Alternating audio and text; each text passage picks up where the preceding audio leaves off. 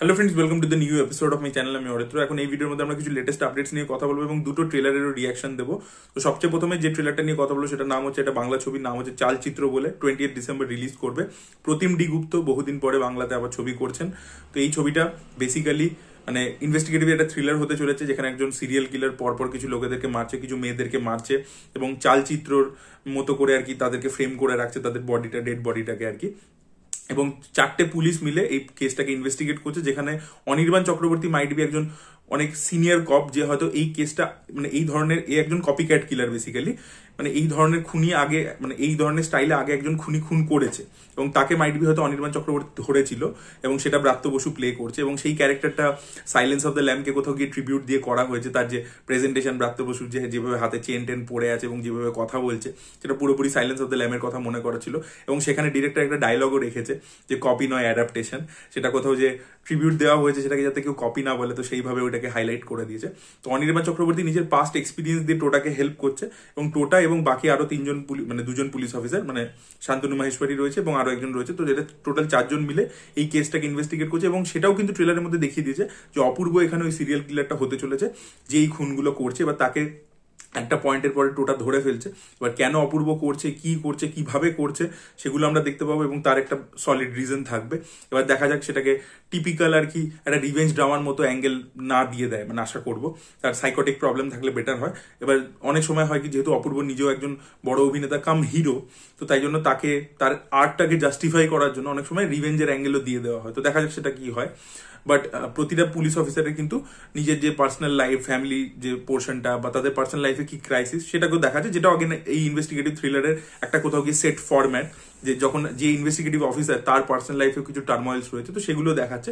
এবং এবং দেখবেন ব্রাত্য বসুর একটা ডায়লগ দিয়েছে যে মহিলাদেরকে একদম এক্সট্রিমে লোকে রাখে, কারোর জন্য সে একেবারে একজন মানে খারাপ মহিলা, মানে দুশ্চরিত্র মহিলা, এবং কারোর জন্য সে দেবী।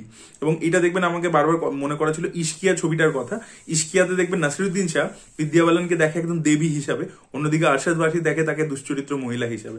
তো আমরা এবং অভিষেক চৌবেকে আমি যখন ইন্টারভিউ করেছিলাম তখন তিনি বলেছিলেন এই সেম কথাটা, যে মহিলাদেরকে আমরা এই দুটো মানে লেন্সেই দেখতে পছন্দ করি, মাঝে যে কিছু হতে পারে সেটা আমরা বিলিভ করি না। তো এই ধরনের ফিলোসফি এই ছবির মধ্যে উঠে আসে কিনা, কারণ নোটিস করলাম আর কি ব্রাত্য বসু ডায়লগটার মধ্যে, তাই জন্য বলছি। তো আমার ওভারঅল কিন্তু লুক অ্যান্ড ফিল বা প্রেজেন্টেশন খুব ইন্টারেস্টিং লেগেছে। ট্রেলারটাকে কম্প্যাক্ট রাখা হয়েছে, ট্রেলারটা বেশি বড় নয়, কিন্তু ট্রেলারের মধ্যে গল্পটা অনেকটা বলে দেওয়া হয়েছে। কিন্তু আগেন যেটা বললাম, এটা একটা ওয়াই ডান ইট ফরম্যাট বা হাউ ডান ইট ফরম্যাট, সেই ফরম্যাটের মধ্যে পড়ছে, হু ডান ইট ফরম্যাটের মধ্যে গল্পটা পড়ছে না, কারণ অলরেডি অ্যান্টাগনিস্টকে তাকে দেখিয়ে দিয়েছে। তো দেখা যাক কিরকম হয়। পারফরমেন্সেস প্রত্যেকের খুব ভালো লাগছে এবং লুক অ্যান্ড ফিলটাও বেশ ইন্টারেস্টিং ভাবে করা হয়েছে। তো আমার কিন্তু বেশ ভালো লেগেছে এবং প্রতিম গুপ্তর কাজ আমি আগেও দেখেছি। তিনি মোস্টলি ড্রামা জোনের মধ্যে খুব ভালো ছবি করেন। মাছের ঝোল আমার খুব পছন্দের ছবি, এবং আরেকটা আহারে মন বলে যে ছবিটা ছিল সেটাও খুব ভালো ছিল। তো দেখা যাক এই ছবিটা কিরকম হয়। এবং তিনি মানে সাহেব বিবি গোলামে একটা ক্রাইমের অ্যাঙ্গেলও এনেছিলেন, বাট সেখানেও পার্সোনাল দিকগুলো, পার্সোনাল লাইফগুলোকে অনেক বেশি করে তুলে ধরেছিলেন। তো দেখা যাক এখানে থ্রিলার পোর্শনটা বেশি প্রাধান্য পায় নাকি যে লাইফের ক্রাইসিস সেগুলো বেশি প্রাধান্য পায়, সেটাই দেখার মতো বিষয় হবে। এবার যদি আমরা পেট কাটা সয় সিজন 2 যেটা আসছে চরকিতে রিলিজ করবে 19 ডিসেম্বর থেকে প্রথম এপিসোড চলে আসবে এবং 4টে গল্প নিয়ে হতে চলেছে, অ্যান্থোলজি হবে আর কি। তো নুহা সুমায়নের কাজ, নুহা সুমায়নকে পেট কাটা সহ যখন ফার্স্ট সিজন এসেছিল, যেটা আমার ব্যাপক লেগেছিল, মানে one of the best work, হ্যাঁ। এবং হরের কাজের মধ্যে মানে পুরো ইন্টারন্যাশনাল স্ট্যান্ডার্ডে ছিল। এবং তার পরবর্তীতে আমি নুহা সুমায়নকে একটা ইন্টারভিউ করেছিলাম, আপনারা চাইলে সেটা দেখতে পারেন, আমার চ্যানেলে রয়েছে। এবং খুব ভালোভাবে আলোচনা হয়েছিল হরের পুরো জনারটাকে ইটসেলফ নিয়ে। তো পেট কাটা সহ সেকেন্ড সিজনের থেকে প্রচুর এক্সপেকটেশন রয়েছে। এবং এবারেও ট্রেলারটা যেভাবে ডিজাইন করা হয়েছে, আমাদেরকে গল্প সম্পর্কে পুরোপুরি বুঝতে দেওয়া হচ্ছে না, বাট একটা দেখলাম যে ফার্স্ট সিজনের কোথাও কন্টিনিউশন টাইপের হবে, কারণ ওই যে জিন এসে মিষ্টি খাচ্ছে, যেটা চঞ্চল চৌধুরীর গল্পটা ছিল, সেখানকার ক্যারেক্টার মানে চঞ্চল চৌধুরীর ছবি দেখতে পেলাম এবং দেখলাম মিষ্টি খাচ্ছে, ওই শর্টটা রয়েছে। বাকি গল্পগুলো মনে হচ্ছে পুরোপুরি ফ্রেশ গল্প এবং ওই গল্পটার মাইট বি হয়তো কন্টিনিউশন হবে। তো দেখা যাক চঞ্চল চৌধুরীকে আমরা এখানে দেখতে পাই কিনা। এবং ট্রেলারে যে ডায়লগস গুলো রয়েছে এবং স্পেশালি যে লাস্ট ডায়লগটা যেখানে শেষ হয় ট্রেলারটা, যে কি ডিফারেন্স জানেন তো, মানে ওই শয়তান মানে ডেভিল এবং মানুষের মধ্যে ওই পেট কাটা শ দিয়ে যে ডায়লগটা লাস্টে বলে, ওই জায়গাটা ব্যাপক ছিল।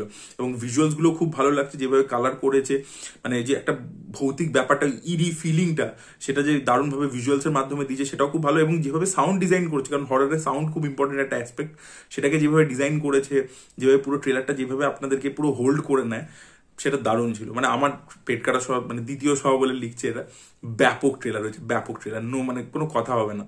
এবার তৃতীয় আমরা যে বিষয়টা নিয়ে কথা বলবো সেটা হচ্ছে চিকুটু ভাইব বলে গানটা নিয়ে, যেটা অ্যাকচুয়ালি কুলির গান আর কি। তো সেটার আর কি একটা পোর্শন কালকে রজনীকান্তের জন্মদিন উপলক্ষে কুলির যে টিম তারা রিলিজ করেছিল, এবং এই গানটা কিন্তু ব্যাপক লাগছিল, সিরিয়াসলি বলছি আমার ব্যাপক লেগেছে। আমি ভাই ভাইব মজা পেয়ে গেছি, ঠিক আছে। এবং দেখুন এটাই, রজনীকান্ত তো বয়স হয়ে গেছে, অত দুর্দান্ত যে নাচতে পারে সেরকমও নয়, কিন্তু এমনভাবে তাকে প্রেজেন্ট করছে, ঠিক আছে। সিম্পল সিম্পল স্টেপস দিয়েছে, যে স্টেপসগুলো সবাই করতে পারবে, এরকম নয় যে বিশাল কঠিন কিছু। কিন্তু এক তো মিউজিকটা প্রচন্ড ইনফেকশিয়াস, মানে কানের মধ্যে আপনি একবার শুনবেন বারবার শুনতে ইচ্ছে করবে, সেরকমই একটা মিউজিক অনিরুদ্ধ ডিজাইন করেছে। এবং ওই যে সিম্পল সিম্পল স্টেপসগুলো করছে, বাট তার মধ্যে একটা যে স্টাইল যেটা রজনীকান্ত নিয়ে আসছে সেটাই। এবং যে রুমালটা নিয়ে যখন ডান্স করছে সবাই মিলে একসাথে, প্রচুর ব্যাকগ্রাউন্ড ডান্স হয়, সবাই মিলে একসাথে মুভটা করছে, দেখতে কি ভালো লাগছে। তো আপনার না, আমি তো গানটা এতবার শুনেছি, আমার ওইটুকু জাস্ট 50 সেকেন্ডের, কিন্তু এত ভালো লাগছে শুনতে, এবং যেভাবে ডিজাইন করেছে। এবং যেখানে প্রথম শটটাতে রজনীকান্ত হাতে বালাটাকে টাইট করে নিয়ে আসছে, ভাই হাতে বালা সিগনেচারটা লোকেশ কানাগরাজ নেয় হচ্ছে কামাল হাসানের সাত্যা থেকে, এবং নিজের সবকটা ছবির মধ্যেই পড়ায় আর কি নিজের প্রোটাগনিস্টদেরকে, ইভেন কামাল হাসানকেও বিক্রমে পড়িয়েছিল। সেটা যখন রজনীকান্ত পরে হেঁটে আসছে, ভাই অন্য রকমের ভাইব আসছিল। এবং তারপরে যেখান থেকে নাচতে শুরু করে সবার সাথে, ভাই আমি মস্তি পেয়ে গেছি। আমি রিল লুকিং ফরওয়ার্ড টু কুলি। এবং আমিরও নিজের পোর্শনস অলরেডি শুট করে ফেলেছে। সো মানে দেখি কি হয়। মানে আমির খানের প্রেজেন্টেশন, এতগুলো সুপারস্টার, রজনীকান্ত, ওইদিকে নাগার্জুনা রয়েছে, উপেন্দ্র রয়েছে, দারুণ মজা হতে চলেছে। এবং এই গানটা মানে অন্য লেভেলে মজা দিয়ে দিয়েছে। তো লোকেশ পারে এই ধরনের জিনিসপত্র ডিজাইন করতে, সিরিয়াস। পরবর্তী আপডেটটা হচ্ছে স্পিরিট ছবিটাকে কেন্দ্র করে। তো স্পিরিট ছবির গল্প সম্পর্কে জানা গেছে, কোর যে আইডিয়াটা, তো এখানে বেসিক্যালি প্রভাসের যে ক্যারেক্টারটা, সে একজন পুলিশ অফিসার, তার চাকরি চলে যাবে এবং সে খুব অপমান ফেস করবে, বিকজ একটা ইন্টারন্যাশনাল কোনো সিন্ডিকেট আছে, ক্রাইম সিন্ডিকেট, তাদের জন্যই আর কি ওর বেসিক্যালি ডিসগ্রেসটা হবে। এবং তার পরবর্তীতে সেই সিন্ডিকেটটাকে এক্সপোজ করবার চেষ্টা করবে, নষ্ট করে ধ্বংস করে দেওয়ার চেষ্টা করবে, যাতে সে নিজের চাকরিটা ফেরত পায়। এরকমই একটা গল্প হতে চলেছে। তো দেখা যাক কিরকম হয়। ইন্টারেস্টিং লাগছে, প্লট লেভেলে যথেষ্ট ইন্টারেস্টিং লাগছে। দেখা যাক সন্দীপ রেড্ডি ভাঙ্গা এই পুরো ওয়ার্ল্ডটাকে কিভাবে ক্রিয়েট করে, সেটাই দেখার মতো বিষয়। ভিডিওর পরবর্তী আপডেটটা হচ্ছে SSMB 29 কে কেন্দ্র করে। তো এই ছবির মধ্যে SS রাজামৌলি প্রিয়াঙ্কা চোপড়াকে কাস্ট করবার চেষ্টা করছেন একটা ইম্পর্টেন্ট রোলে। এবার দেখা যাক তাকে মহেশ বাবুর অপোজিটে আমরা হিরোইন হিসেবে দেখতে পাই, নাকি অন্য জাস্ট একটা চরিত্র হিসেবে দেখতে পাই, সেটাই দেখার মতো বিষয় হবে। ভিডিওর পরবর্তী আপডেট হচ্ছে সানি দেওলের ছবি লাহোর 1947 কে কেন্দ্র করে, যে ছবিটা প্রডিউস করছেন আমির খান এবং ছবিটা ডিরেক্ট করছে রাজকুমার সন্তোষী। তো মেকার্সরা প্ল্যান করেছে, প্রথমে ছবিটা জানুয়ারি মাসে আসার কথা ছিল 2025-এ, বাট এখন ছবিটা পোস্টপন্ড হয়ে গেছে। ছবিটা রিলিজ করবে অগস্ট মাসে, অগস্ট 2025-এ আমরা এই ছবিটা দেখতে পাবো, হলে রিলিজ করবে। দেখা যাক ছবিটা কিরকম হয়। ছবিটা থেকে প্রচুর আশা রয়েছে আমার, দেখা যাক ছবিটা কিরকম হয়। ভিডিওর পরবর্তী আপডেট হচ্ছে শঙ্করের গেম চেঞ্জার ছবিটাকে কেন্দ্র করে। তো এই রান টাইম সম্পর্কে জানা গেছে, ছবিটা রান টাইম হতে চলেছে 2 ঘন্টা 42 মিনিটে। তো বেশ বড় একটা ছবি হয়েছে। আশা করবো শঙ্কর এই ছবিটা দিয়ে কামব্যাক করবে এবং একটা এন্টারটেনিং এঙ্গেজিং স্ক্রিন প্লে হবে এই ছবিটা, যেটা ইন্ডিয়ান 2 এর মতো একেবারেই হবে না। ভিডিওর লাস্ট আপডেটটা হচ্ছে প্রিজন ব্রেক বলে সিরিজটাকে নিয়ে। প্রিজন ব্রেক আপনারা যারা দেখেছেন তারা জানেন, যারা দেখেননি তাদেরকে বলবো অবশ্যই দেখুন, দুর্দান্ত একটা টিভি সিরিজ। তো প্রিজন ব্রেকের একটা রিবুট ভার্সন হচ্ছে, যেটা আসবে হচ্ছে হুলু অ্যাপে। তো দেখা যাক অরিজিনাল যে কাস্টিংটা সেটাকে রিপিট করে কিনা, নাকি পুরোপুরি ফ্রেশ কাস্টিং নিয়ে করে, সেটাই দেখার মতো বিষয় হবে। So this were the update guys. আপনাদের কি বক্তব্য অবশ্যই কমেন্ট সেকশনে জানাবেন। এই ভিডিওটা ভালো লেগে থাকলে লাইক করুন, শেয়ার করুন, চ্যানেলকে সাবস্ক্রাইব করতে ভুলবেন না। বাই।